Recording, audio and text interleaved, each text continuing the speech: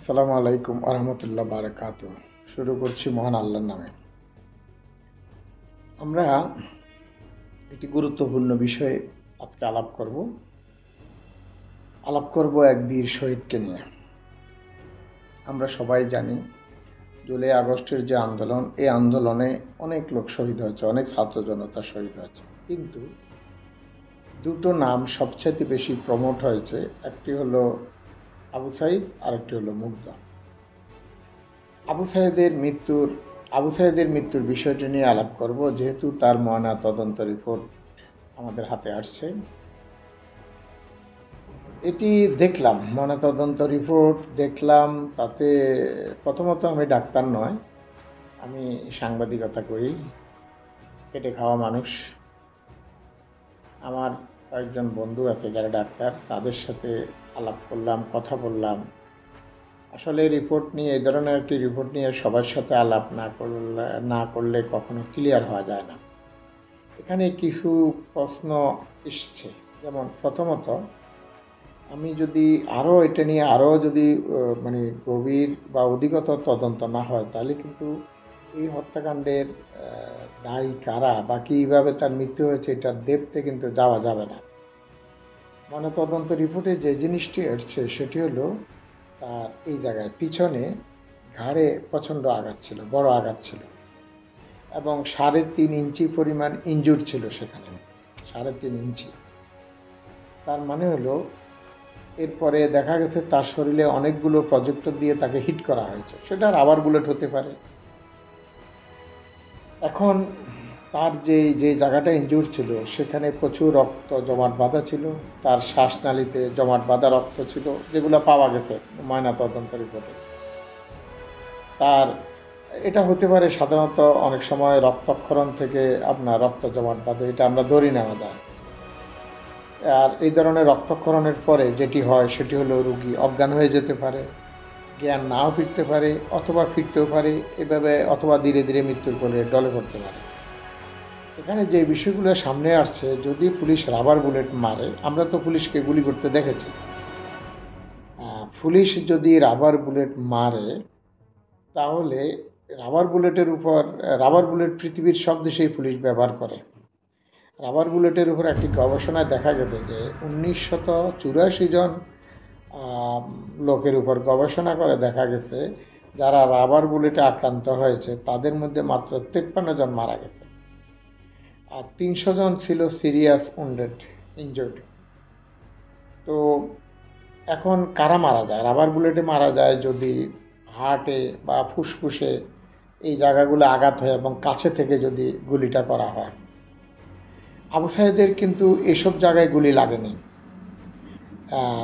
যদি তার তাৎক্ষণিক মৃত্যু হওয়ার কথাও নয় এসব জায়গায়। এখন দেখুন, যে সময়ে সে পুলিশের সামনে 2 হাত প্রসারিত করে বুক উঁচা করে দাঁড়িয়েছিল, আপনারা ভিডিওতে দেখেন, তার আগে সে মারামারি করেছিল পুলিশের সাথে এবং সে পুলিশকে মেরেছিল। একটি বিষয় লক্ষণীয় যে তাকে পিছন থেকে কেউ ঢিল বা পাথর কিছু একটা ছুঁড়েছে। এটা আপনারা দেখেন যে এই ভিডিওতে একটু দেখেন, খেয়াল করেন, দেখবেন যে ছুঁড়েছে, এবং ইনজুরিটা ওখানেই বেশি। ওটাই মূলত তার মেইন ইনজুরি, যেটি ময়নাতদন্তে আসছে। এবং গুলি যদি তাকে নাও করা হয়, তাহলেও কিন্তু এই ইনজুরিটা খুবই সিরিয়াস এবং এটাতে মানুষের মৃত্যু হয় বা হতে পারে। এবং আবু সাইদ যখন তার 2 হাত ছুঁড়ে দিয়েছিল, 2 পাশে বুক উঁচা করে দিয়েছিল, এটি কি জন্য করেছিল? হতে পারে এটি তার বোকামি, কিংবা